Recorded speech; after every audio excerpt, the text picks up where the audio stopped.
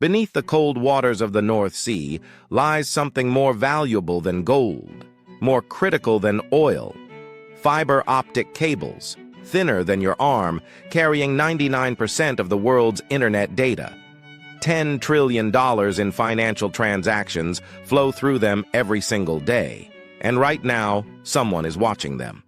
In January 2025, a Russian intelligence vessel entered British waters. Its name, Yantar. Its mission, classified. But what the Royal Navy discovered would trigger one of the most tense maritime standoffs in recent memory. This is the story of a silent war beneath the waves, where the rules are unclear, the stakes are existential, and one wrong move could darken the internet for an entire continent. The Yantar isn't just any ship. Officially designated as an oceanographic research vessel by Moscow, Western intelligence calls it something else entirely: a deep-sea spy platform. Built in 2015 at the Yantar shipyard in Kaliningrad, this 354-foot vessel is operated by one of Russia's most secretive organizations, the main Directorate of Deep-Sea Research, known by its Russian acronym, GUGI. What makes Yantar dangerous isn't visible from the surface. Hidden in its hull are two deep-diving submersibles, the RAF and Consul-class mini-subs, capable of descending to depths of 20,000 feet. That's nearly twice as deep as the Titanic wreck. These submersibles can stay underwater for hours, mapping, surveying, and, according to NATO intelligence, potentially tampering with undersea infrastructure. The battlefield of the 21st century isn't just land, sea, and air anymore. It's beneath the waves. Undersea cables carry everything: bank transactions, military communications, your Netflix stream, and classified intelligence between NATO allies. Cut just a few strategic cables, and entire nations go dark. This isn't theory, it's already happening. In November 2024, two fiber optic cables in the Baltic Sea were mysteriously severed, one linking Lithuania and Sweden, another connecting Finland and Germany. Finnish investigators seized a tanker suspected of dragging its anchor deliberately across the seabed. The ship? Part of Russia's so-called shadow fleet. Vessels used to evade sanctions and, intelligence suggests, conduct hybrid warfare operations. This pattern of interference has a name: gray zone warfare. Not quite an act of war, but far from peaceful. And the Yantar has been at the center of it all. January 2025.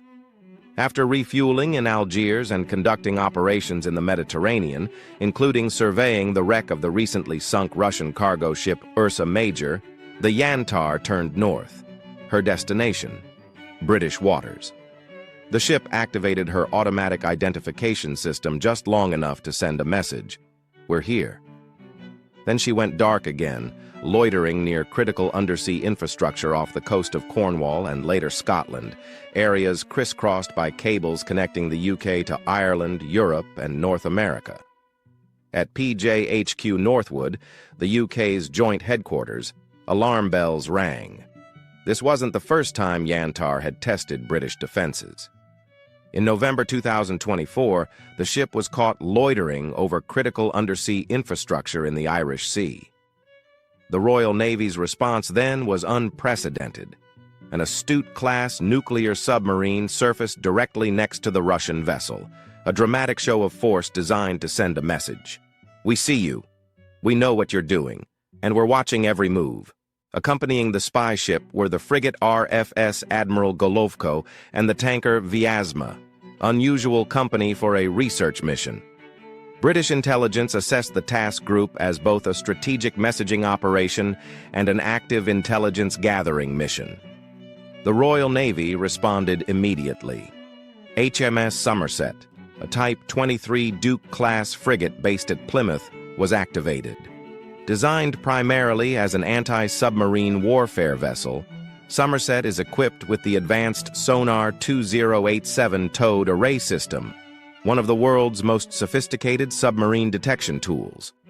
Armed with Sea Scepter missiles, naval strike missiles, and a 4.5-inch main gun, She's built for exactly this kind of mission: shadowing, deterring, and, if necessary, defending British territorial waters. Commander Matthew Tier, Somerset's commanding officer, led his crew of 175 sailors in a covert intercept operation. Using the frigate's Merlin helicopter, they located Yantar south of the English Channel traffic separation scheme near Ushant, France. NATO allies had been monitoring the vessel through French waters. Now it was Britain's turn. For days, Somerset maintained a watchful presence just a few hundred meters from the Russian vessel. Every movement, every deployment of submersibles, every communication logged and recorded. The Merlin helicopter conducted surveillance overflights, capturing high-resolution images of the ship's equipment and crew. As an RAF Poseidon maritime patrol aircraft approached Yantar for routine surveillance, the Russian crew did something shocking. They aimed low-powered lasers directly at the cockpit, a deliberate attempt to dazzle or temporarily blind the pilots. On November 19, 2025, British Defense Secretary John Healey stood before Parliament with a stark warning. British forces were hit by lasers while tracking a Russian spy ship on the edge of UK waters north of Scotland. Lasers used against aircraft aren't just reckless, they're hostile. Pilots can suffer permanent eye damage. Instruments can be disrupted. In international law, this crosses a line. Healey announced that the UK had amended its rules of engagement. British forces were now authorized to take stronger defensive measures if threatened. The message to Moscow was clear: we will defend our people, our waters, and our infrastructure. RAF Typhoon fighters were scrambled, supported by Voyager tankers for mid-air refueling. Publicly available flight tracking data confirmed intense aerial activity over the area where Yantar was operating. The Royal Navy deployed additional assets. HMS Tyne, a River-class offshore patrol vessel, joined Somerset. RFA Proteus, a specialized multi-role ocean surveillance ship, was also dispatched to monitor the situation. An Astute-class attack submarine, likely HMS Astute, HMS Anson, or HMS Triumph, was covertly shadowing the Yantar underwater. British authorities authorized the submarine to surface in close proximity to the Russian vessel.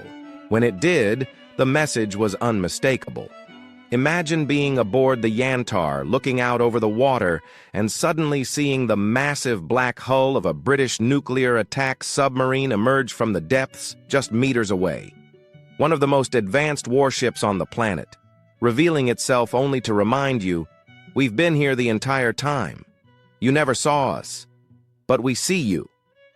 This psychological warfare tactic is devastatingly effective. It demonstrates British anti-submarine capabilities while asserting dominance in UK waters, and it carries a subtle threat.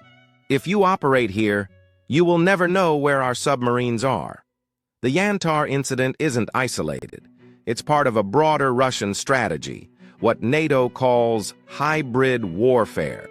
Since Russia's full-scale invasion of Ukraine in 2022, sabotage incidents across Europe have skyrocketed by 30%. In the Baltic Sea alone, at least 4 undersea cables have been damaged in recent months.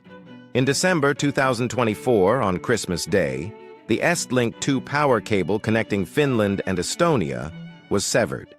Finnish authorities seized the Eagle S tanker, registered in the Cook Islands but suspected of being part of Russia's shadow fleet, unregistered vessels used to evade sanctions and conduct covert operations. Investigators discovered that the tanker had dragged its anchor along the seabed for 17 hours, long enough to cut through multiple cables. Accident? Finnish Prime Minister Petteri Orpo didn't think so. This cannot continue. We must be on a common front. NATO responded by launching Operation Baltic Sentry, a permanent naval and aerial mission to protect undersea infrastructure in the Baltic Sea.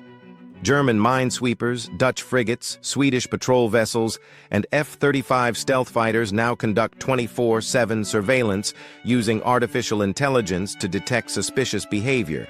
Ships slowing near cables, frequent changes in direction, extended loitering. But the Baltic is just one theater. The threat is global. 99% of international data flows through undersea cables, $10 trillion in financial transactions every day. If Russia or any adversarial power decided to cut multiple cables simultaneously, the consequences would be catastrophic. Imagine banks unable to process transactions, military communications disrupted, emergency services cut off, supply chains paralyzed. This isn't science fiction. In 2022, the Nord Stream gas pipelines were sabotaged in one of the most significant acts of infrastructure destruction in modern history. The culprit? Still officially unknown. But the message was clear. Critical infrastructure is vulnerable. This echoes Cold War tactics. In the 1970s and 80s, the Soviet Union deployed specialized submarines to tap Western communication cables on the Pacific seabed. The U.S. Navy did the same.